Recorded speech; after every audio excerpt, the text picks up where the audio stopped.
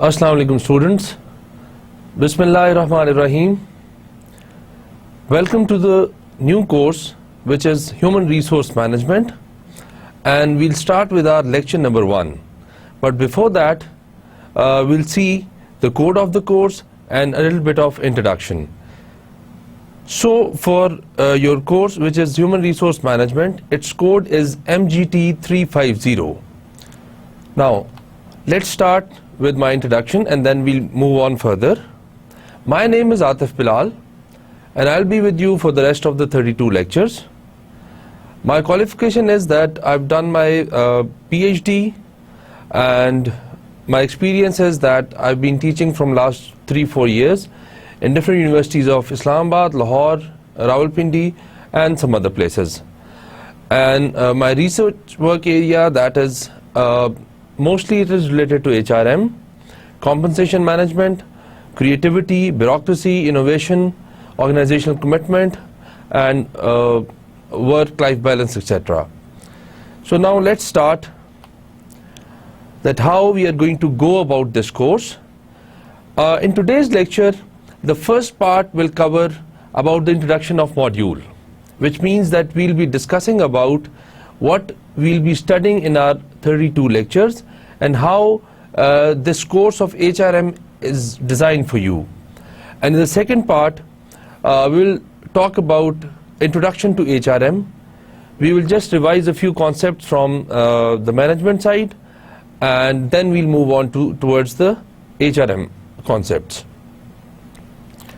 So first of all, introduction to module. We will have 32 lectures in which we will going to divide them into different sections, and we will discuss mainly about these things in which we will able to understand and comprehend what is HRM, and then what is the importance of HRM, why do we use it, and we'll be discussing all this in reference to the process and the functions of HRM. And those functions are, firstly, how recruitment is done, how selection is done, then how we give the orientation to the employees, and then how we train them, then how we design the performance management system, and then that is going to lead us to our compensation and benefits, that how we are going to compensate and benefit the employees. And then we will also talk about career development, safety and health, and then labor laws in Pakistan, especially the laws related to employees, collective bargaining, unions, and these things will be covered in this course. Now, as I told you that there are going to be 32 lectures.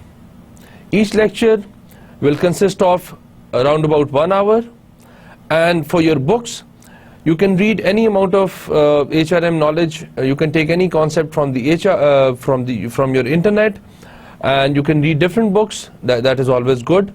But for this particular course, to make it a little concise, you will have to follow this one book, which is Fundamentals of HRM, and this is written by David A. DiCenzo, Stephen P. Robbins and Susan Leigh Wernhurst, and you can easily get it in different markets, and the soft copy of this book will also be available with your course pack. Now, the course topics, the second part.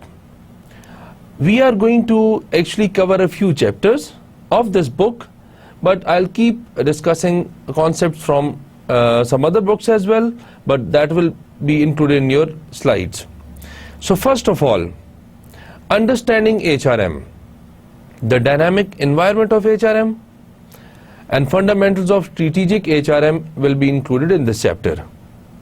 Then the second module is going to be legal and ethical context of HRM, that how these laws and ethics affect HRM functions and processes.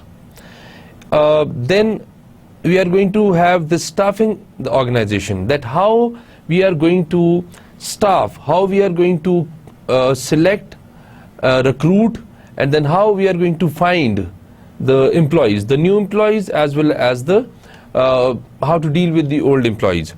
This module will include human resource planning first of all and job analysis, and then recruitment and selection is going to be covered in this thing. Then there are some other topics which are training and development, that how you are going to train your employees, how you are going to develop them, in which we are going to discuss socialization, orientation and developing employees. Then how you are going to manage their careers, how you are going to promote them, demote them or give them new positions. Then we'll also cover the maintaining of high performances, that how you are going to keep your organization and the employees working at a higher level of performance all the time, which will include establishing the performance management system, establishing reward and pay plans, then employee benefits, ensuring a safety and health work environment, and these are going to be covered in this chapter. Then there are going to be management environments, in which we are going to understand what collective bargaining is, what unions are, and how we are going to deal with these things. Now let's start with our real thing, which is the introduction to HRM, which was the second part of our lecture. HRM. First of all, before we go on to study what HRM is, we'll have to see it from general to specific. Now, as we all know that organizations, they have different departments. Like any organization, it consists of finance department, marketing department, research and development, and so many other departments. There can be supply, there can be procurement, there can be different departments. In the same way, there is a department of HRM in which a few or sometimes many employees are working. What they do, how they do it, and what functions and processes they have to perform will be covered in our course. So let's see that how these departments are important to an organization. First of all, you will see, like finance are the people who manage your money. They know how to invest it, where to invest it, and how to get the maximum output from your invested money. इसी तरह हमारे पास marketing department है. Marketing department क्या करता है कि दे market your product और service. जिस तरह आप टेलीविजन पे, रेडियो पे, डिफरेंट रोड्स पे आप बहुत सारे इश्तिहार देखते हैं, एड्स देखते हैं टेलीविजन पे. That is what they are marketing. वो एक अलग डिपार्टमेंट होता है, लोग उसके लिए काम कर रहे होते हैं. रिसर्च एंड डेवलपमेंट का डिपार्टमेंट होता है, जिसमें नई चीजें, इनोवेशन आ रही होती है, क्रिएटिविटी आ रही होती है. इसी तरह एम्प्लॉइज का ख्याल रखना जो है वो भी ऑर्गेनाइजेशन की रिस्पॉन्सिबिलिटी है. बिकॉज अगर आपके पास ऑर्गेनाइजेशन में मशीन्स हैं, पैसा है, इंफ्रास्ट्रक्चर है, बिल्डिंग्स हैं, उन सब की जो उसको चलाने वाले हैं, उसको जो काम करने वाले हैं उस पर, ये सारे ह्यूमन बींग्स हैं. अगर वो ह्यूमन बींग्स ठीक नहीं होंगे तो मशीन खुद ब खुद तो कुछ नहीं कर सकती. तो उस मशीन को अच्छे तरीके से चलाना और मैक्सिमम आउटपुट लेने के लिए ऑर्गेनाइजेशन की और गोल्स को अचीव करने के लिए ये नेसेसरी हो जाता है कि आप उसकी ऑर्गेनाइजेशन के जो एम्प्लॉइज हैं उनका बहुत ज़्यादा ख्याल रखें, उनको ट्रेन करें, अच्छे लोग हायर करें, उनको अच्छी पेज दें ताकि वो आपके साथ रिटेंशन हो, आपके पास रहें, और फिर वो ज़्यादा से ज़्यादा अच्छा परफॉर्म करें ताकि इन दी एंड ऑर्गेनाइजेशन ज़्यादा से ज़्यादा गोल्स अचीव करे. गोल्स अचीव का क्या है, डिफरेंट ऑर्गेनाइजेशंस के डिफरेंट गोल्स होते हैं. ज़्यादातर ऑर्गेनाइजेशंस के जो मेनली जो हिडन ट्रुथ है हमारी, उसमें ज़्यादा फाइनेंस इन्वॉल्व होता है कि पैसे कमाने होते हैं. They want to make money, they want to make profits. वो प्रॉफिट्स कभी भी नहीं बन सकते अगर आपकी जो वर्क फोर्स है, जो आपके एम्प्लॉइज हैं, जो आपके लोग हैं वहाँ काम करने वाले, ये जब तक ठीक ना हो तब तक आपकी प्रॉफिट्स नहीं जनरेट हो सकते. तो इन एम्प्लॉइज का ख्याल रखने के लिए एक ऑर्गेनाइजेशन ने एक डिपार्टमेंट बनाया होता है जिसको हम ह्यूमन रिसोर्स मैनेजमेंट डिपार्टमेंट कहते हैं. इसके डिफरेंट फंक्शंस होते हैं, डिफरेंट प्रोसेस होते हैं, डिफरेंट टेक्निक्स होती हैं जिनको प्रॉपरली मैनेज करके आप एम्प्लॉयज़ को अच्छे तरीके से मैनेज कर सकते हैं और उनसे ज़्यादा अच्छी परफॉर्मेंस लेके अपने प्रॉफिट्स को, अपने गोल्स की अचीवमेंट को इंक्रीज कर सकते हैं. नाउ ह्यूमन रिसोर्स मैनेजमेंट, अगर हम इसकी डेफिनेशन की बात करें तो there is no universal definition. There are so many definitions, but there is no one definition जो इस पूरे प्रोसेस को, इस पूरे डिपार्टमेंट को, इस पूरे कॉन्सेप्ट को कवर करे. डिफरेंट लोगों ने according to their context different बनाई हुई हैं इसकी डेफिनेशंस. ये टर्म ओरिजिनेट हुई थी यूएसए में, because they were the first ones to develop these things. तो इन्होंने मैनेज करने का, लोगों को मैनेज करने का नाम जो है वो इन्होंने ह्यूमन रिसोर्स मैनेजमेंट रख दिया. इससे पहले इसको पर्सनल मैनेजमेंट कहा जाता था, लेकिन पर्सनल मैनेजमेंट में और आज की एचआरएम में, ह्यूमन रिसोर्स मैनेजमेंट में फर्क है. पर्सनल मैनेजमेंट में सिर्फ और सिर्फ ट्रेडिशनल काम किए जाते थे कि आप सैलरीज बना दी, अटेंडेंस लगा ली, लीव्स का रिकॉर्ड रख लिया. लेकिन आज की एचआरएम, स्ट्रेटेजिक एचआरएम और ह्यूमन रिसोर्स मैनेजमेंट ये एडवांस है. ये एम्प्लॉय की सिलेक्शन से लेके, रिक्रूटमेंट से लेके, उसकी करियर मैनेजमेंट से लेके, सेपरेशन मैनेजमेंट तक, उसकी रिटायरमेंट तक उसको मैनेज करते हैं, उसको देखते हैं, उसको ट्रेन करते रहते हैं, उसको प्रमोशन करते रहते हैं, उसकी डिमोशन करते रहते हैं, उसको नई नई चैलेंजेस दिए जाते हैं ताकि वो काम करे, वो सीखे, उसकी लर्निंग में हेल्प की जाती है. किसी किस्म का कोई प्रॉब्लम हो तो उसके साथ डील किया जाता है ताकि वो वर्कर ऑर्गेनाइजेशन के लिए ज्यादा काम करे. तो आज की HRM, which is human resource management, is completely different from what personnel management used to be. वो एक ट्रेडिशनल तरीका था और आज हम मॉडर्न मैनेजमेंट देखते हैं. ह्यूमन रिसोर्स को कैसे डेवलप किया जाता है, कैसे उसको ट्रेन किया जाता है और कैसे उसको रिटेन किया जाता है, कैसे उसको मोटिवेट किया जाता है, ये सारी प्रैक्टिस है जो ह्यूमन रिसोर्स में डिपार्टमेंट करता है.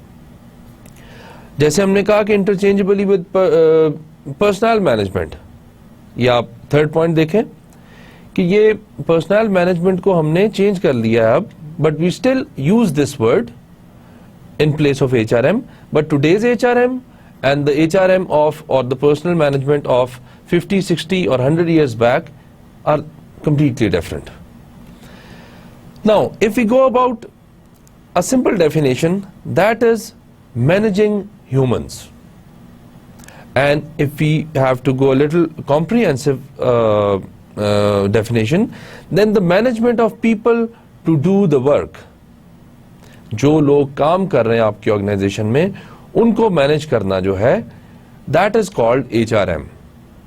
तो उसको हम एचआरएम का नाम दे देते हैं.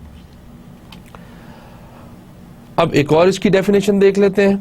Human resource management is the management of organisations workforce. Workforce क्या है? वो सारे एम्प्लॉइज जो ऑर्गेनाइजेशन में काम कर रहे हैं, उनको मैनेज करने का जो भी तरीका है, जो भी प्रोसेस है, जो भी डिपार्टमेंट है, that is called human resource management.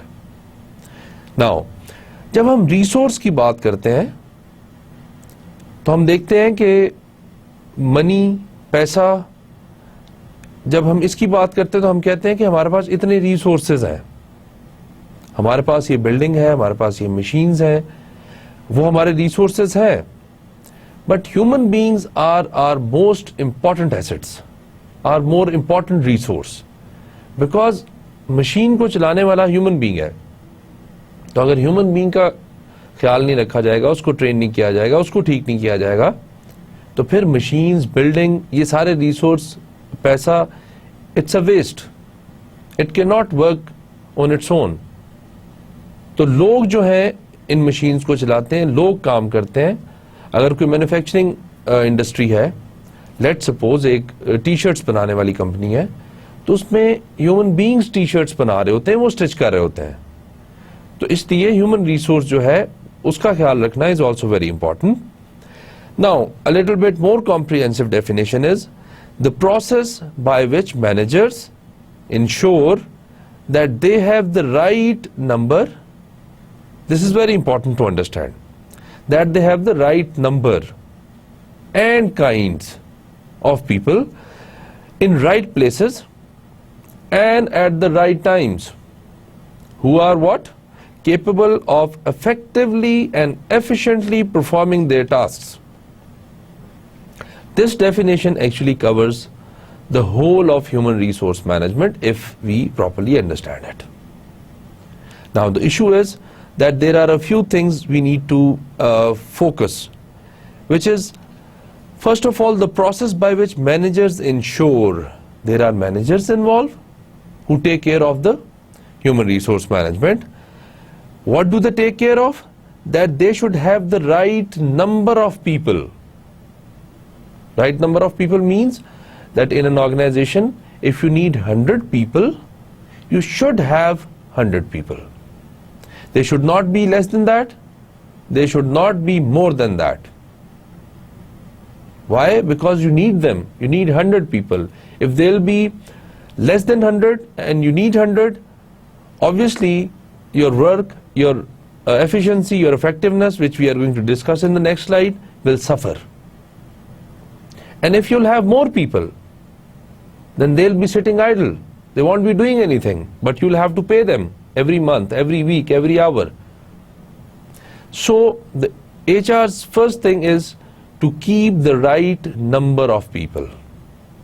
And then we have the kind of people. Kind of people means, let's suppose you're in a university, you're running a university, or you're running a school. You need teachers. But in a bank, you need different kind of employees. You need cashiers, you need accountants. इस तरीके से आपने देखना है कि first of all you have the right number of people, जितने चाहिए उतने होने चाहिए, and then the right kind, कि जिस किस्म के लोग आपको चाहिए उस किस्म के लोग जो है वो आपके पास अवेलेबल हैं कि नहीं है, and then that lead us to at the right places. Right places का मतलब यह है कि जिसकी जो जगह बनती है, ये दो सेंसेस में हम ले सकते हैं कि अगर आपका ऑर्गेनाइजेशन जो है it is established, it is working in Lahore, let's suppose in one city, you should have people sitting and working in Lahore because your organization is in Lahore. You need them there at the right place.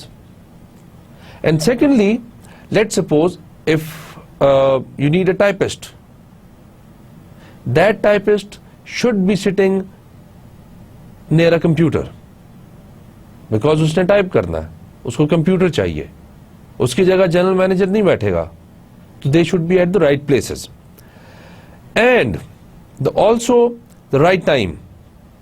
Right time का मतलब यह है कि आपको 2015 में कुछ लोग चाहिए और आप ये प्लान करते हो कि हम 2020 में जाके उनको हायर कर लेंगे, but you need them in 2015 or 2014.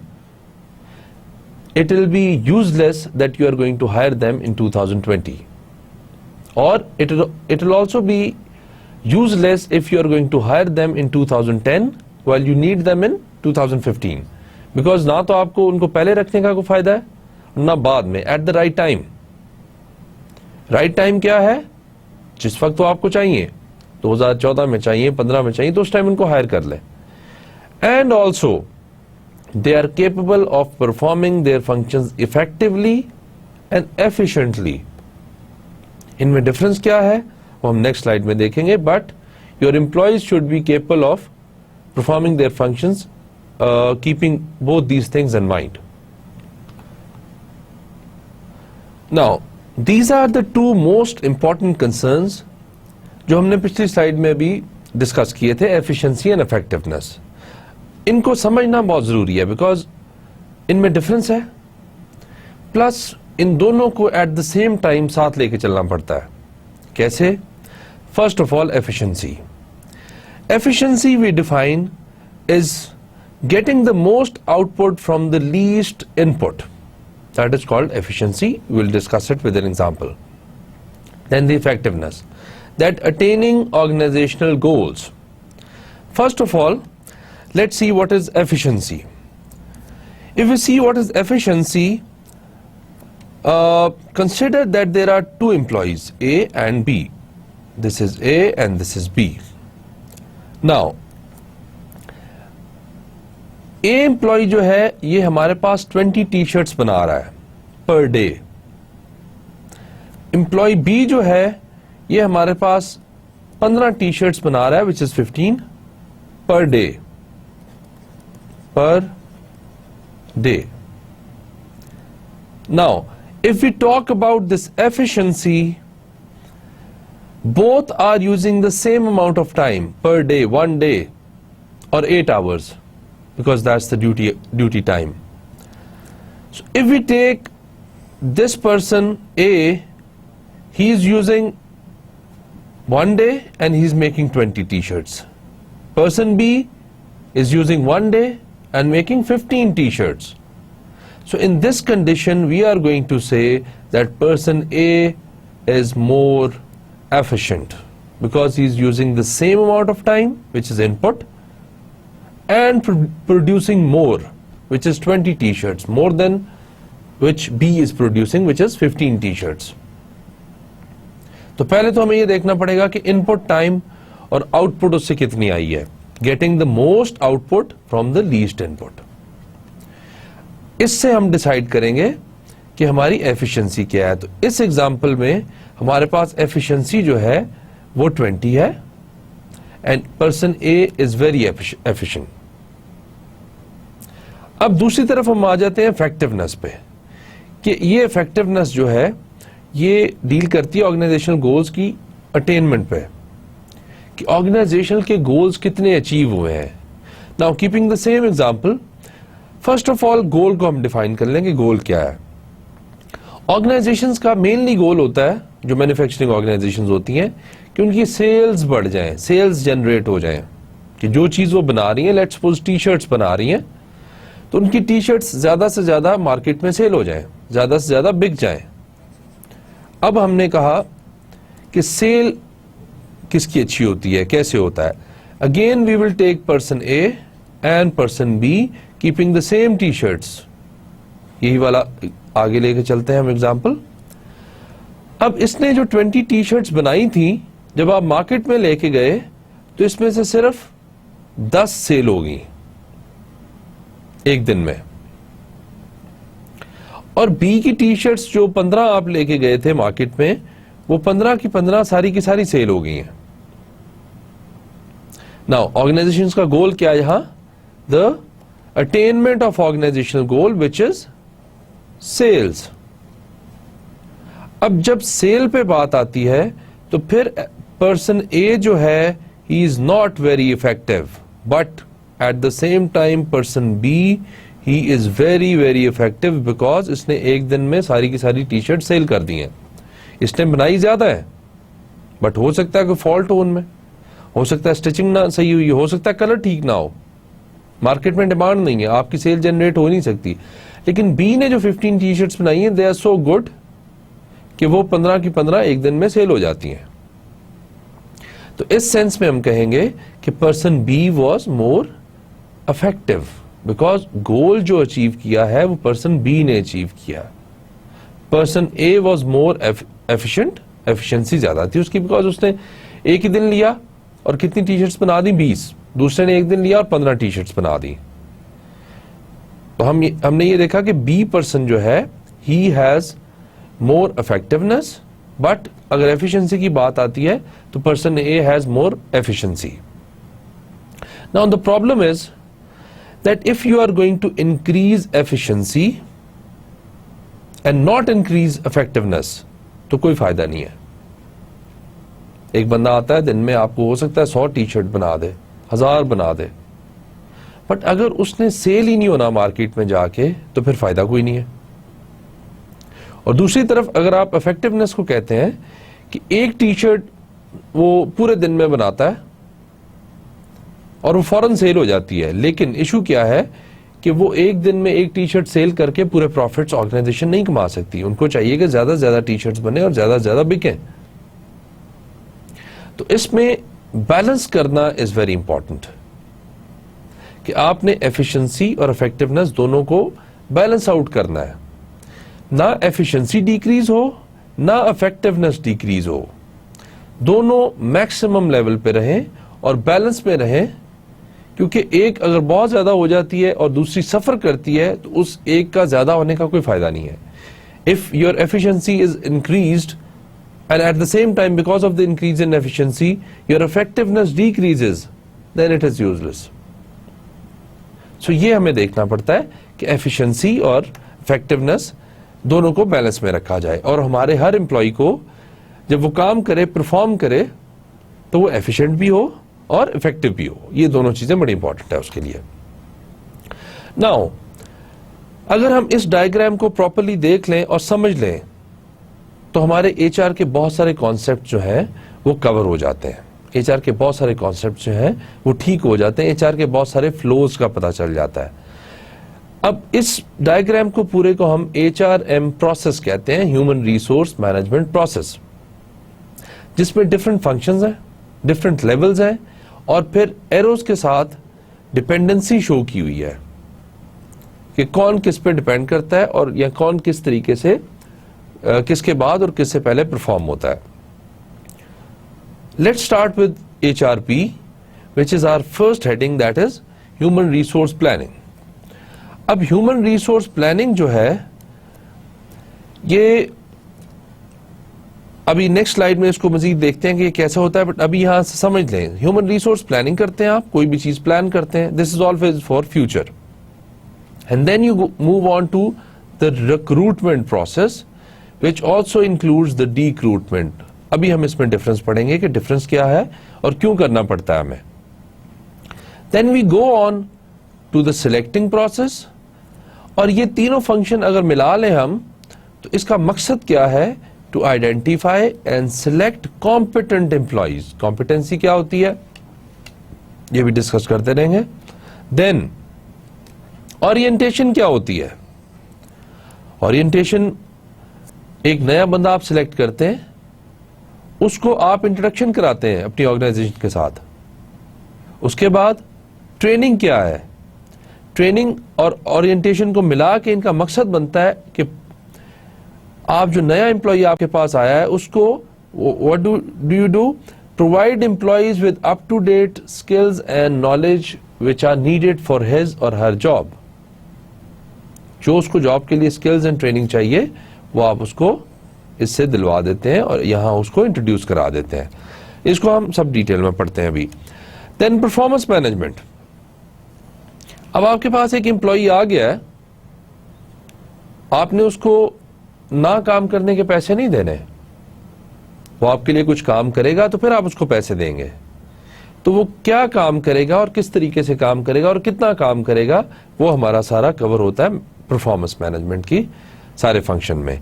And then compensation and benefit, very important function of HRM, कि जो बंदा आपके लिए काम करने आया है वो आपको 8 hours 9 hours a day they रहा है, अपनी सर्विसेज दे रहा है, अपनी स्किल्स दे रहा है, अपना टाइम दे रहा है, मेहनत कर रहा है, फिजिकल एक्सर्शन हो रही है, मेंटल एक्सर्शन हो रही है, उसके लिए आपने उसको कुछ ना कुछ कॉम्पनसेट करना है. कॉम्पनसेट का मतलब क्या है? अगर सिंपल लेमैन लैंग्वेज में देखें तो जब आप काम करते हैं तो आपको जो सैलरी मिलती है दैट इज कॉल्ड कॉम्पनसेशन और उसके साथ कुछ बेनिफिट्स अटैच्ड होते हैं. इनका डिफरेंस हम इंशाल्लाह अभी नेक्स्ट स्लाइड्स में करते हैं. And then career development, training and development में इसका हिस्सा आता है कि एक बंदा आज आपके पास let's suppose 17th grade pay आता है कि आज उसने 17th ग्रेड पे ज्वाइन किया आपको, क्या वो सारी जिंदगी 17th ग्रेड पे रहेगा? नहीं. कुछ सालों बाद, कुछ टाइम के बाद, कुछ अच्छी परफॉर्मेंस करने के बाद वो ग्रेड 18 में चला जाएगा, फिर ग्रेड 19 में चला जाएगा. इसी तरह बैंक्स में जब ग्रेजुएशन के बाद MTOs हायर होते हैं, मैनेजमेंट ट्रेनी ऑफिसर्स, वो फिर उनके नेक्स्ट लेवल में चले जाते हैं. Then they go on to different levels like level 1 2 3, OG1 OG2 OG3, इस तरह के इनके लेवल्स होते हैं. हर ऑर्गेनाइजेशन के डिफरेंट लेवल्स होते हैं करियर के और उसमें वो प्रमोट करते रहते हैं अगर वो अच्छा परफॉर्म करते रहे. और अगर अच्छा परफॉर्म ना करें तो उनका करियर स्टेगनेंट हो जाता है या उनको डिमोट कर दिया जाता है. It depends. इन तीनों फंक्शंस को मिला के अगर हम देखें तो हम क्या कर रहे हैं? We are trying to retain the competent and high performance employees. यहां हमने इनको हायर किया था, यहां हमने इनको ट्रेन कर दिया और यहां हमने इनको रिटेन कर दिया. रिटेन का मतलब है कि आप अपने पास उनको ज़्यादा से ज़्यादा टाइम के लिए रखते हैं, ताकि उन पे जो भी इन्वेस्टमेंट हुई है आपकी, अच्छे एम्प्लॉयज़ हैं तो आपके साथ काम करते रहें, ताकि आपका ऑर्गेनाइजेशन ज़्यादा से ज़्यादा गोल अचीव कर सके अपनी। अभी इसको एक एक करके डिस्कस करते हैं। Now let's first talk about human resource planning, जिसको हम HRP का नाम भी दे देते हैं। HRP means human resource planning.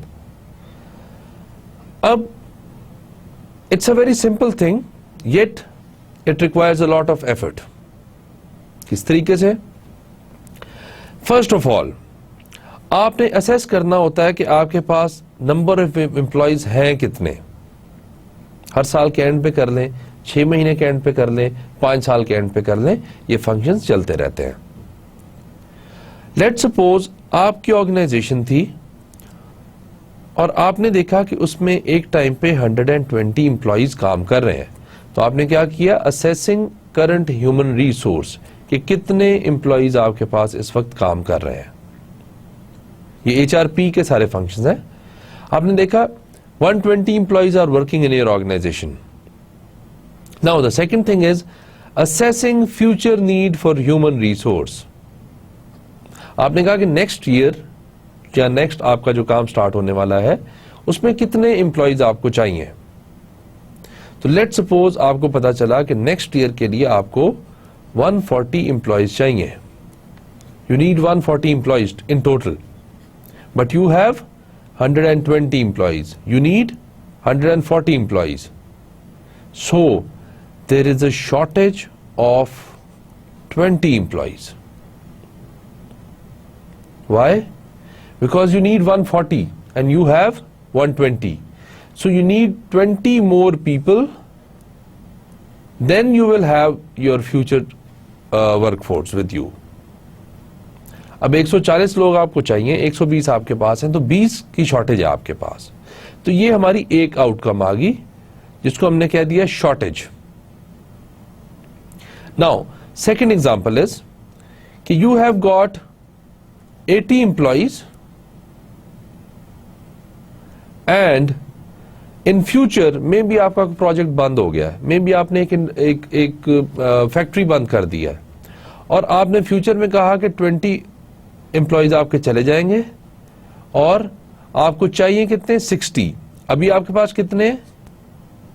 80 और चाहिए कितने? 60। तो अब क्या हो गया है कि आपके पास 20 एम्प्लॉयज का सरप्लस हो गया है कि आपको 60 चाहिए लेकिन ऑर्गेनाइजेशन में इस वक्त 80 है। देखिए, ऑर्गेनाइजेशन किसी को भी विदाउट रीजन पे नहीं करेगी, किसी को भी विदाउट रीजन सैलरी नहीं देगी। तो अगर आपको 60 लोग चाहिए, 60 और आपके पास 80 हैं, तो 20 लोगों को आप खुद से सैलरी नहीं देंगे, because that is going to affect your profits, your goals. तो दूसरी हमारे पास सिचुएशन जो आ गई वो आ गई सरप्लस की। पहली कौन सी थी? शॉर्टेज, माइनस का साइन शॉर्टेज, दूसरी प्लस का साइन एंड सरप्लस, कि ये एक्स्ट्रा लोग हैं। अब तीसरी आउटकम क्या हो सकती है कि आपके पास आपने हिसाब लगाया कितने एम्प्लॉयज हैं? 100, और फ्यूचर में आपको कितने चाहिए? फ्यूचर में भी आपको 100 चाहिए। तो दैट मीन्स आपके पास ना तो शॉर्टेज है ना सरप्लस है। दिस इज कॉल्ड इक्विलिब्रियम, कि जितने एम्प्लॉयज फ्यूचर में चाहिए उतने एम्प्लॉयज करंटली हैं, तो आपका इक्विलिब्रियम मेंटेन हो गया है। अब ये इंपॉर्टेंट इसलिए हैं तीनों सिचुएशंस बिकॉज ये हमारे नेक्स्ट प्रोसेस को डिफाइन करती हैं। Now let's see the third point, developing a program to meet those future needs. ये भी हम डिस्कस करते हैं कि क्या है। Actually you have to see your demand which is your future demand, your supply which is the current amount of people, kind of people. कि अगर आपके पास यहां आपकी फर्स्ट एग्जांपल में जो है ये आपकी 120 जो है ये बन जाती है supply, because this is what you have, and ये आपकी डिमांड है, and this is what you come up with. इसके लिए आपने प्लान करना है कि इसको कैसे खत्म किया जाए, कैसे इस नीड को फुलफिल किया जाए। सेकंड सिचुएशन में ये आपके पास सप्लाई है, ये डिमांड है जो आपने नेक्स्ट ईयर के लिए आपको लोग चाहिए। तो फिर ये प्रॉब्लम आ गया कि 20 लोग एक्स्ट्रा हो गए, यहाँ शॉर्टेज हुआ था, यहाँ सरप्लस हो गया, और यहाँ क्या हुआ है, ना शॉर्टेज हुआ है ना सरप्लस हुआ है. Now let's go to this diagram and see. Human resource planning आपने की और इसमें आपको पता चला कि आपके पास शॉर्टेज है. Now let's talk about the options, the different options. अगर आपको पता चला कि आपके पास शॉर्टेज है, दैट मीन्स आपको बाहर से लोग चाहिए और लोग हायर करेंगे, आप नए लोग लेके आएंगे ऑर्गेनाइजेशन में. तो you move on to this step which is called recruitment. Recruitment क्या है इसको हम डिटेल में पढ़ेंगे और नेक्स्ट स्लाइड में इसको मैं आपको थोड़ा सा ब्रीफली बता भी दूंगा.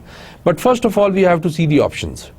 अगर आपके पास शॉर्टेज ऑफ एम्प्लॉइज है, आपको और एम्प्लॉइज चाहिए, तो we are going to move towards this recruitment process which is going to lead us to eventually the selection process.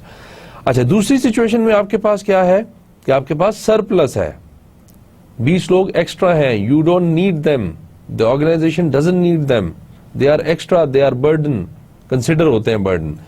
तो आप क्या करते हैं कि आप इस फंक्शन की तरफ चले जाते हैं इस सिचुएशन को मीट करने के लिए, और इस सिचुएशन को मीट करने के लिए इस फंक्शन की तरफ चले जाते हैं. If there is a shortage you will go for recruitment. Recruitment उसको हम क्या देते हैं. If you have a surplus which is extra people, you go for decruitment. लोग निकाल देंगे आप ऑर्गेनाइजेशन से. यहां आप और लोग लेके आ रहे हैं, यहां आप लोगों को निकाल रहे हैं because you don't need them. और अगर आपके पास थर्ड सिचुएशन आ जाती है कि आपको 100 लोग चाहिए थे और 100 लोग आपके पास है, your equilibrium is maintained, you don't need to go for this process और फॉर दिस प्रोसेस. आप ये दोनों प्रोसेस नहीं करते उस टाइम के लिए, उस ईयर के लिए, उस 5 years के लिए आप ये प्रोसेस नहीं करते बिकॉज आपकी नीड फुलफिल हो रही है उन्हीं एम्प्लॉय से जो आपके पास ऑलरेडी काम कर रहे हैं. तो this is actually called human resource planning. इससे पहले हम जॉब एनालिसिस का पार्ट करते हैं. जॉब एनालिसिस में हम देखते हैं कि किस तरह की जॉब्स हैं, क्या उनमें होता है, किस तरीके से होता है, वो भी हम डिस्कस करेंगे इंशाल्लाह. Now let's go towards the second function which is recruitment and decruitment. इससे पहले हमने क्या पढ़ा था, HRP which was human resource planning. Now recruitment and decruitment. First of all recruitment which is your this process. और ये कब आएगा, जब हमारे पास शॉर्टेज आएगा, जब हमें और एम्प्लॉइज चाहिए होंगे, जब we need more work force because हम एक्सपैंड कर रहे हैं. लेट्स सपोज पहले हमारे पास एक फैक्ट्री थी, 3 फैक्ट्रियां बन गई हैं, 2 फैक्ट्रियों के लिए लोग चाहिए, तो हमारे पास क्या हो गया, shortage of employees, shortage of people, shortage of workers. तो we'll go for recruitment. और recruitment की definition देखें, the purpose of locating, identifying and attracting capable applicants to an organization.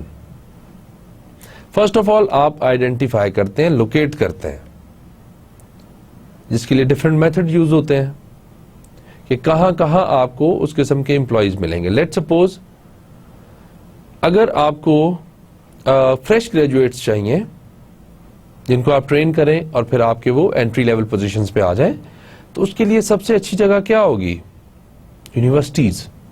Universities की डिक्शनरीज जिसमें लिखा होता है कि इतने लोग इस साल ग्रेजुएट कर गए हैं, ये उनके मेजर्स थे, ये सब्जेक्ट्स उन्होंने पढ़े हुए थे.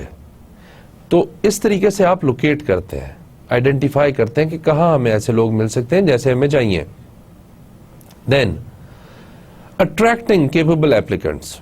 अट्रैक्ट कैसे करते हैं आप, आपने न्यूज़पेपर में देखा होगा, आपने इंटरनेट पे देखा होगा, आपने समटाइम्स टेलीविजन पे देखा होगा कि आपके पास एड्स आई होती हैं, न्यूज़पेपर में इश्तिहार आए होते हैं जिसमें लिखा होता है कि इतने लोग चाहिए, इस ऑर्गेनाइजेशन को चाहिए, ये क्वालिफिकेशन होनी चाहिए, ये स्किल्स होनी चाहिए, इतने टाइम में हायर कर रहे हैं, ये सारी वहाँ इन्फॉर्मेशन होती है. And then you start applying. जिसको भी उस ऑर्गेनाइजेशन में अप्लाई करना होता है, समझता है कि मुझे जॉब मिल सकती है, वो अप्लाई करता है. तो इस तरीके से फिर आप उनको अट्रैक्ट करते हैं एप्लीकेंट्स को. इसको इंशाल्लाह डिटेल में भी पढ़ेंगे, उसमें हम देखेंगे कैसे एड्स बनती हैं, कैसे लोग अट्रैक्ट होते हैं और कैसे आप उनका पूल बनाते हैं. रिक्रूटमेंट पूल बनाने को भी हम कहते हैं कि आप एक एप्लीकेंट्स का पूल बना लेते हैं. पूल का मतलब यह है कि अगर आपको अकाउंटेंट्स चाहिए लेट्स सपोज आपको एक अकाउंटेंट चाहिए, आप ऐड देते हैं, तो कुछ लोग 10, 15, 20, 25 लोग आपके पास अप्लाई करते हैं। वो जो एप्लीकेशंस आपके पास आएंगी, वो लोग जो इंटरेस्टेड हैं, वो आपके पास एक पूल बन गया फॉर अकाउंटेंट्स। अब क्या होता है, दूसरा हमारा यहां फंक्शन है डिक्रूटमेंट का। डिक्रूटमेंट का सिंपल मीनिंग क्या है, the process of reducing a surplus of employees in the workforce of an organisation. जब आपने देखा पहली कंडीशन क्या थी हमारी, जब हमारे पास शॉर्टेज आ गया था, शॉर्टेज में हमने रिक्रूटमेंट की, हायर किया लोगों को, और सरप्लस में हमने डिक्रूटमेंट की, विच मीन्स कि हमने लोगों को निकाल दिया उसमें से, ऑर्गेनाइजेशन में से एक्स्ट्रा लोग थे, सरप्लस लोग थे, उनको हमने निकाल दिया। किस तरीके से निकाला, कैसे निकाल सकते हैं कि नहीं निकाल सकते, कॉन्ट्रैक्ट हुआ है क्या है, ये सारी डिटेल्स हमारी नेक्स्ट आने वाले चैप्टर्स में इंशाल्लाह कवर होंगी। Now selection, which is your this part. After the recruitment, after you have made the pool of applicants, the capable applicants, the relevant applicants, फिर आप उनको सिलेक्ट करते हैं। सिलेक्शन में क्या होता है कि सिलेक्शन में आपने देखा होगा कि सबसे पहले कोई टेस्ट हो जाता है, टेस्ट में आप पास करते हैं तो फिर आपका इंटरव्यू हो जाता है, फिर आप इंटरव्यू में पास करते हैं तो फिर आपको नेक्स्ट डिफरेंट किस्म के टेस्ट में जाना पड़ता है। वो डिफरेंट टेस्ट टेक्निक्स टूल्स को अप्लाई करके एचआरएम के department along with the other concern people लोगों को उन एप्लीकेशंस को सॉर्ट आउट करते हैं, उनके इंटरव्यू करते हैं, उन लोगों के टेस्ट लेते हैं, टेस्ट में देखते हैं कि कितने लोग अच्छा परफॉर्म कर रहे हैं, इंटरव्यू में कितने लोग अच्छा परफॉर्म कर रहे हैं, उसके अकॉर्डिंगली वो लोगों को जॉब्स ऑफर करते हैं। तो सिलेक्शन का प्रोसेस क्या है, the process of screening job applicants to ensure that the most appropriate candidates are hired. इसको मैं फनल अप्रोच अगर कहूं और साथ आपको बताता भी हूं कि लेट सपोज आपके पास 200 एम्प्लॉइज अप्लाई करते हैं। अब 200 एम्प्लॉइज का जब आपने एप्लीकेशंस देखी, कुछ एप्लीकेशंस ठीक नहीं थी, सही तरह फील्ड नहीं थी, आपने एमबीए मांगा हुआ था, बीबीए मांगा हुआ था, उन लोगों ने बीबीए नहीं किया हुआ था बट ऐसे अप्लाई कर दिया, तो आप उसमें से कुछ स्क्रीन आउट कर देते हैं। तो आपने देखा कि 150 एप्लीकेशंस आपके पास बच गई।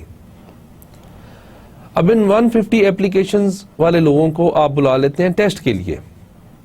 ये 150 जब टेस्ट में अपेयर होंगे तो इनका कुछ ना कुछ स्कोर आएगा। तो आपने देखा कि बहुत सारे लोग स्कोर अच्छा नहीं कर सके, उनके पास इतना नॉलेज नहीं था। तो then you short list yourself, your applicants to 50 people. अब 50 लोग आ गए, 200 में से आपने पहले 150 किया, फिर टेस्ट लिया, 50 आ गए, 50 को आपने इंटरव्यू के लिए बुला लिया।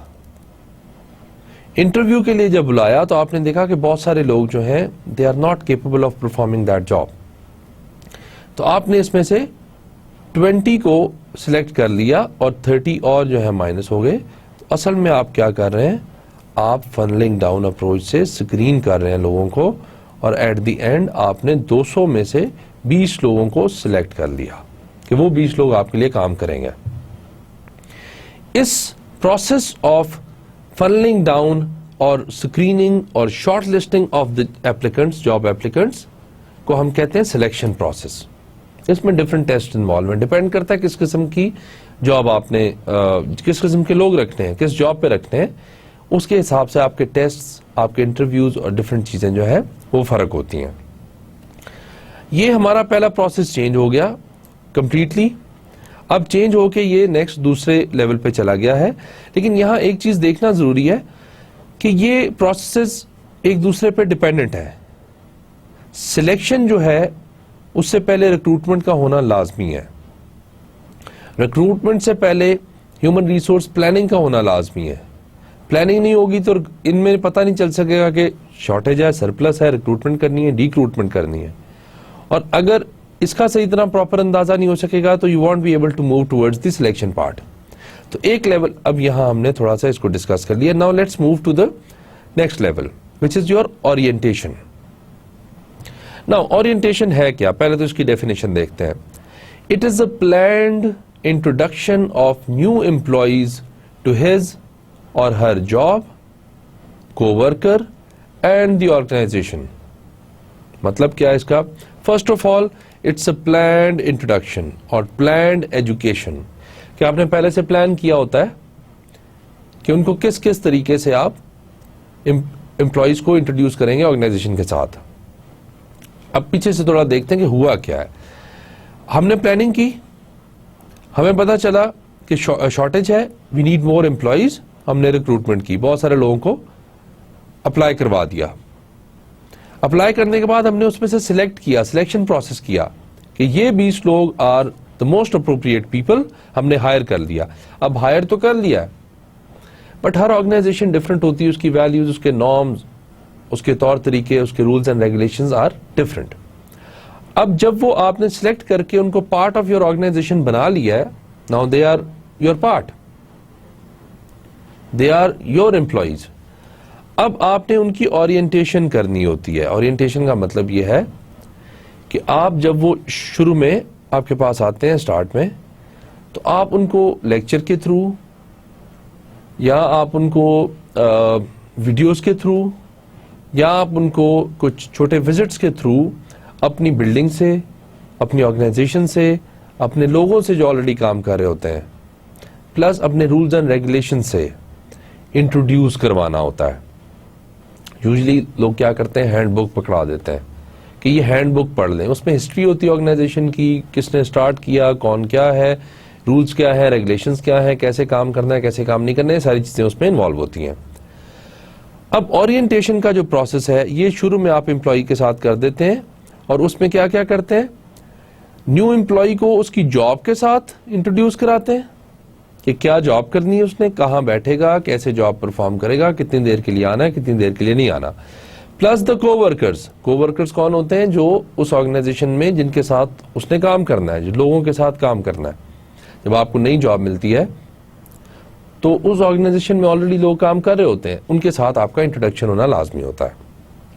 And then to the organisation, which means के रूल्स एंड रेगुलेशंस आप बता देते हैं. आप बता देते हैं कि आपने किसको रिपोर्ट करना है या कौन आपको रिपोर्ट करेगा, आपका मैनेजर कौन है, आपका बॉस कौन है, आपसे ऊपर सीनियर कौन है, आपका जूनियर कौन है, जूनियर से कैसे काम लेना है, सीनियर से कैसे काम लेना है. ये सारा प्रोसेस आप उसको ओरिएंटेशन में समझा देते हैं. इस ओरिएंटेशन के बाद आपने एम्प्लॉय की ट्रेनिंग करवानी होती है. अगर इसको सिंपल फॉर्म में हम देखें तो giving an employee the up-to-dated skills which are required for his or her job is called training. वैसे ट्रेनिंग क्या करती है कि ट्रेनिंग आपके बिहेवियर में एक परमानेंट चेंज ले आती है. लेट्स सपोज अगर आपने एक कंप्यूटर पे टाइपिंग करनी है, पहले आपको टाइपिंग करनी नहीं आती, आपको ट्रेनिंग दी जाती है, कुछ लोग अपना एक्सपर्ट ओपिनियन देते हैं, आपसे प्रैक्टिस करवाते हैं, आपको ट्रेन करते हैं. उसके बाद आप जब भी कीबोर्ड पे देखते हो तो आपको टाइपिंग करना इजी हो जाता है. किस वजह से? बिकॉज आपके पास वो स्किल आ गई है, आप ट्रेन हो गए हैं टाइपिंग के. तो इस वजह से ट्रेनिंग बहुत इंपॉर्टेंट है, बिकॉज बहुत सारी ऐसी चीजें इंसान में लैक कर रही होती हैं उस एम्प्लॉय में. जैसे फ्रेश ग्रेजुएट्स होते हैं, theoretically they are very good, but practically उनको काम का शायद नहीं इतना पता होता. तो जब ऑर्गेनाइजेशंस में जाते हैं तो उनको प्रॉपर ट्रेन किया जाता है. अब ट्रेनिंग की डेफिनेशन देखें. Employee training is a learning experience designed to achieve a relatively permanent change in the individuals that will improve the ability to perform on the job. उस जॉब को perform करने के लिए आपको ट्रेनिंग दी जाती है. अच्छा, एक और चीज है इसमें, ट्रेनिंग सिर्फ उन एम्प्लॉयज को नहीं दी जाती जो नए आपके पास हायर होते हैं, बल्कि ट्रेनिंग आपको ओवरऑल पूरी ऑर्गेनाइजेशन के एम्प्लॉयज को देनी पड़ती है. द रीजन क्या है? The reason is that technology keeps on changing. Let's suppose अभी कुछ टाइम पहले हम विंडोज 7 यूज कर रहे थे, उससे पहले विंडोज एक्सपी यूज कर रहे थे, उससे पहले विंडोज 98 और DOS based even window use कर रहे थे. अब हम क्या कर रहे हैं कि विंडोज 8 आ गई है, उसके बाद कोई नई इन्वेंशन आ जाएगी, कोई नई चीज आ जाएगी. आपको टेक्नोलॉजी के साथ साथ मूव करना पड़ता है. तो आपके एम्प्लॉयज जिनके पास आउटडेटेड स्किल्स होती हैं उनको आप अप टू डेट स्किल्स देने के लिए ट्रेनिंग करवाते रहते हैं ताकि वो अपनी जॉब को बड़े अच्छे तरीके से परफॉर्म कर सकें। ये ट्रेनिंग एंड डेवलपमेंट में हम देखते हैं। नाउ एम्प्लॉय परफॉर्मेंस मैनेजमेंट, अब हम इसके थर्ड लेवल पे आ गए हैं जिसमें एम्प्लॉय परफॉर्मेंस मैनेजमेंट को हम देख रहे हैं। इसका मतलब क्या, पहले तो इसकी डेफिनेशन और इसका जो कॉन्सेप्ट है वो पढ़ते हैं। A process of establishing performance standards and appraising employees' performance in order to arrive at objectives, HR decisions, and to improve documentation in support of those decisions. मतलब क्या है? सिंपल मतलब यह है कि आपके पास एक एम्प्लॉई आ गया, आपने उसको सिलेक्ट किया, ओरिएंटेशन की, ट्रेन किया। अब ट्रेन करने के बाद अगर वो आप उसको बताएंगे नहीं कि उसने क्या काम करना है, let's take the example of T shirts again. आप उसको बताएंगे कि तुमने 20 टी शर्ट्स पर डे बनानी है और उनकी क्वालिटी ये लेवल का हो, इतनी स्ट्रेचिंग अच्छी हो, इतने टाइम में बनाओ, इतनी अच्छी तरीके से पैकिंग होनी चाहिए, बट आपने उसको कह दिया कि 20 टी शर्ट्स आपने बनानी है। That is fine. अब आपने देखा कि at the end of the day he is making और she is making 18 T shirts. तो क्या हुआ कि 2 टी शर्ट्स उसने कम बनाई हैं, -2। अब क्या होगा कि आपने उसके लिए क्राइटेरिया सेट कर देना है कि अगर तुम 20 टी शर्ट्स पर डे नहीं बनाते तो आपकी परफॉर्मेंस जो है वो अप टू द मार्क नहीं है, it's not according to the required outcome. तो एम्प्लॉय परफॉर्मेंस मैनेजमेंट सिस्टम में आप ऐसा सिस्टम डिजाइन करते हो जिसमें आप उसको बताते हो कि इतना आप काम करोगे, इस तरीके से काम करोगे, और फिर उसमें टारगेट सेट करते हो। उन टारगेट्स को बाद में एवेलुएट करते हैं, मेजर करते हैं कि क्या वाकई उसने उतना काम किया है कि नहीं किया। जब उसको पता चल जाता है कि मैंने 20 टी शर्ट्स डेली बनानी है तो उस तरह ही एफर्ट करेगा, और अगर उससे नहीं बन रही तो एचआर का फिर ये फर्ज बनता है, फिर रिस्पॉन्सिबिलिटी बनती है कि उससे पूछें और उसको ट्रेन करें दोबारा। हो सकता है उसको ट्रेनिंग में कोई इशू हो सकता है मशीन्स में कोई प्रॉब्लम हो, लेकिन आपको ये पता चल जाता है कि एम्प्लॉय कितना एफिशिएंट है। 20 आपने कहा था, 18 में नहीं, 2 का डेफिसिट आ गया। तो ये इस तरह हम एम्प्लॉय परफॉर्मेंस मैनेजमेंट सिस्टम बनाते हैं, जिसको हम डिटेल में इंशाल्लाह आने वाले लेक्चर्स में डिस्कस करेंगे। नाउ कॉम्पनसेशन एंड बेनिफिट्स, एक सेंटेंस हम बहुत ज्यादा यूज करते हैं इसमें एचआर में बिहेवियर्स को पढ़ने के लिए। वो क्या है कि what's in it for me, कि मेरे लिए इसमें क्या है। ये मैं एम्प्लॉय की पर्सपेक्टिव से बात कर रहा हूं। जब आप एज एन एम्प्लॉय किसी ऑर्गेनाइजेशन में काम करने जाते हो, as a human being, as an employee, as a family member, और आपने अपनी जरूरियात को पूरा करना है, आपको पैसे चाहिए, आपको डिफरेंट बेनिफिट्स चाहिए। तो जब आप किसी ऑर्गेनाइजेशन को ज्वाइन करते हो तो सबसे बड़ा क्वेश्चन जो एम्प्लॉय के माइंड पे होता है कि what's in it for me, मेरे लिए इस ऑर्गेनाइजेशन में क्या है, मेरा क्या फायदा है। तो उस नीड को, इस फ्रेज को, इस बात को फुलफिल करने के लिए, प्लस उस एम्प्लॉय को रिटेन करने के लिए आप उसको कुछ ना कुछ रिवॉर्ड देते हो, कुछ ना कुछ कॉम्पनसेट करते हो। जो आपके लिए काम करता है, आपको टाइम देता है, उस कॉम्पनसेशन को हम सैलरी कह सकते हैं, हम उसको वेज कह सकते हैं। इनमें डिफरेंस क्या है और वो सारा हम इंशाल्लाह करेंगे।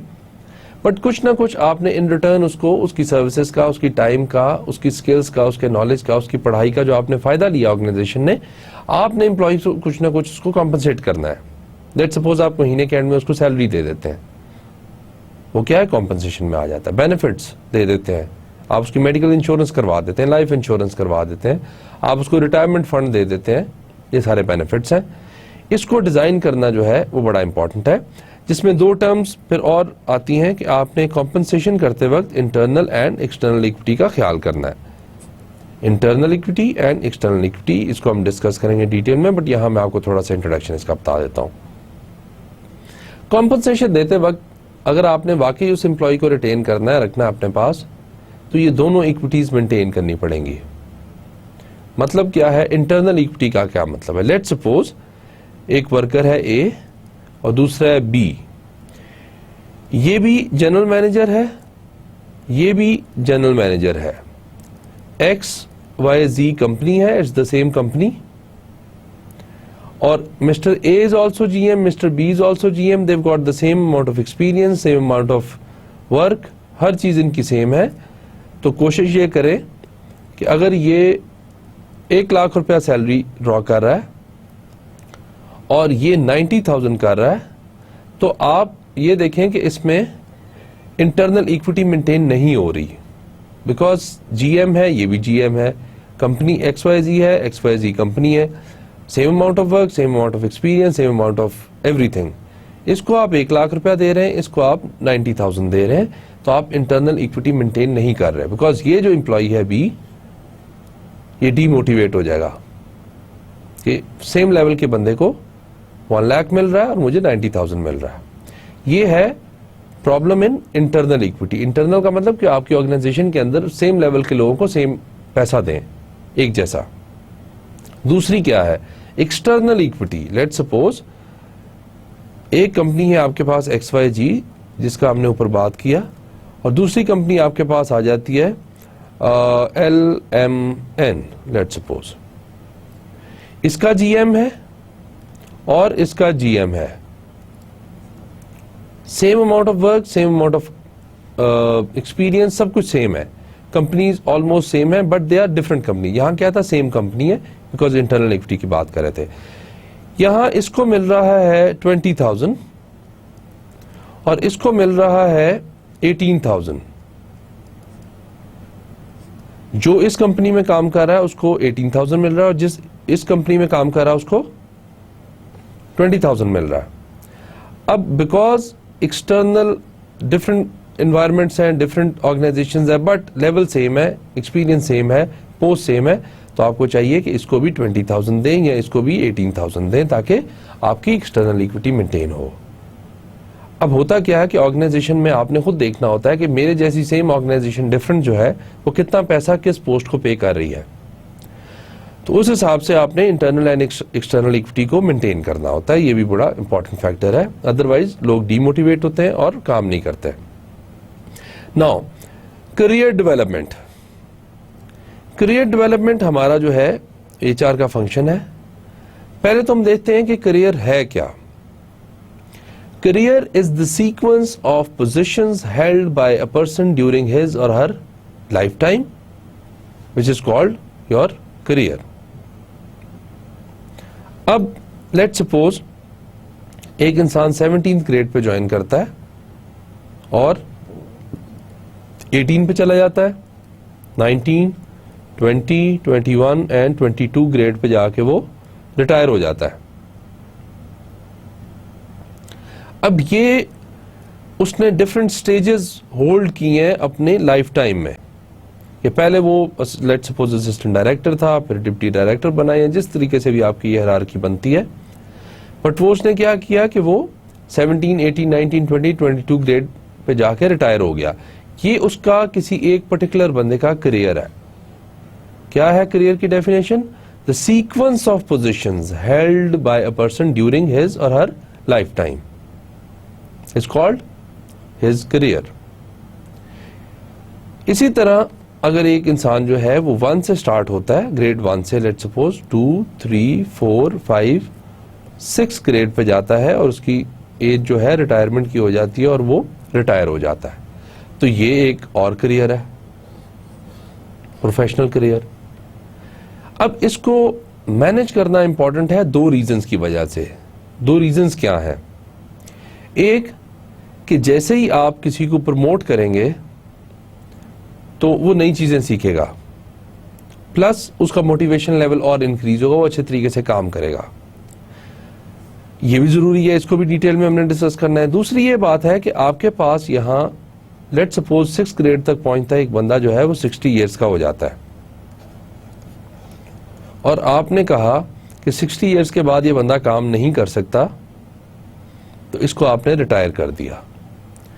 रिटायर करने के बाद ये पोजीशन खाली होगी, तो ये पोजीशन खाली होने का मतलब ये है कि 5th वाला 6th पे मूव कर जाएगा, 4 वाला 5th पे मूव कर जाएगा, 3rd वाला 4th पे, 2nd वाला 3rd पे एंड 1st वाला 2nd ग्रेड पे मूव कर जाएगा। और यहाँ एक और बंदे की न्यू एंट्री हो सकेगी, तो नए लोगों को जॉब्स मिलती रहती हैं, और ऑर्गेनाइजेशन का फ्लो जो है वो प्रॉपर्ली चलता रहता है, उसमें कोई ऐसा फॉल्ट नहीं आता, उसमें कोई ऐसा प्रॉब्लम नहीं आता।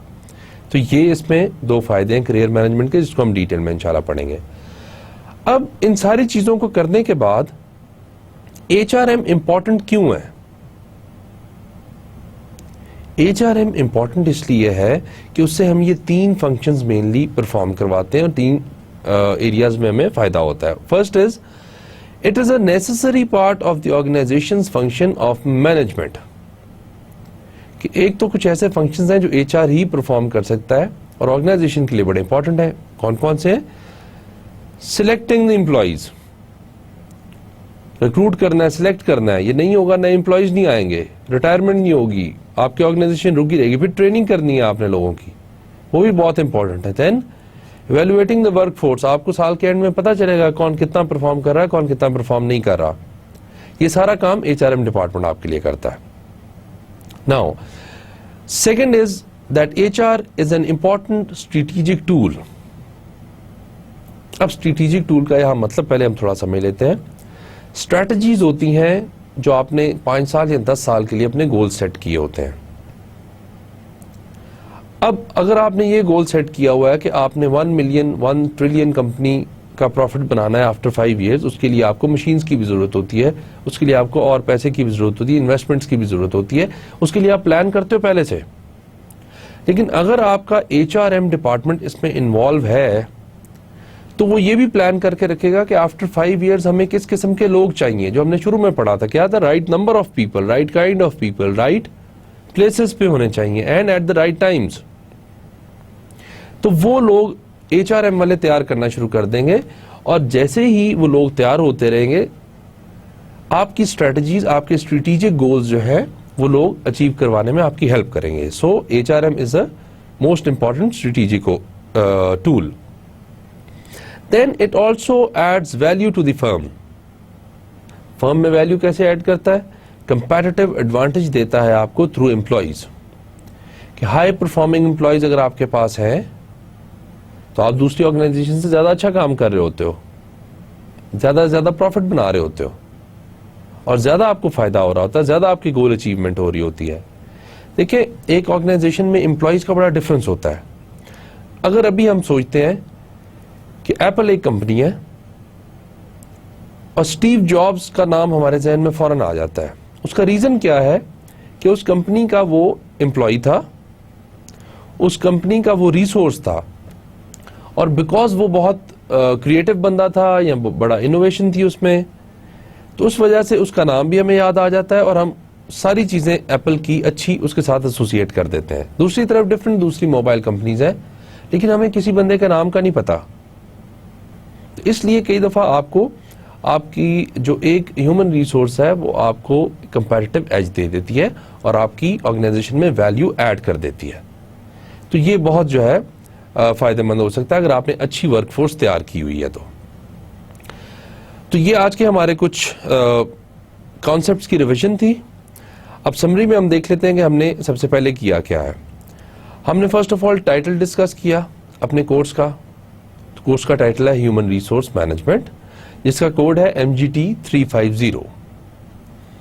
फिर हमने इंट्रोडक्शन पे बात की, मैंने अपना नाम बताया और उसके बाद हम टेक्स्ट बुक की तरफ मूव कर गए, जो हमने कहा कि स्टीफन पी रॉबिन्स और डिकेंजो की बुक है फंडामेंटल्स ऑफ HRM।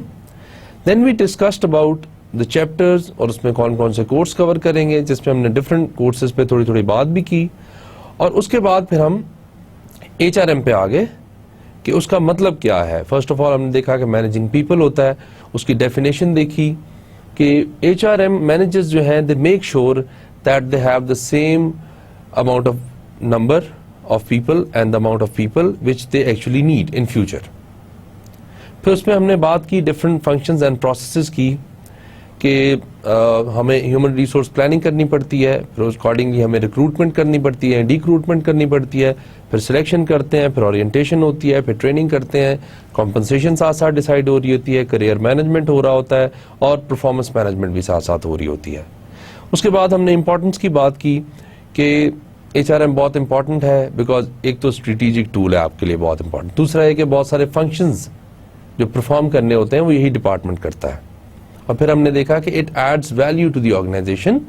अगर अच्छे एम्प्लॉयज़ होते हैं तो वो अच्छे तरीके से काम करते हैं और आपके प्रॉफिट्स, आपकी ऑर्गेनाइजेशन जो है ज़्यादा से ज़्यादा डेवलप करती है। तो ये आज का हमारा था लेक्चर नंबर 1।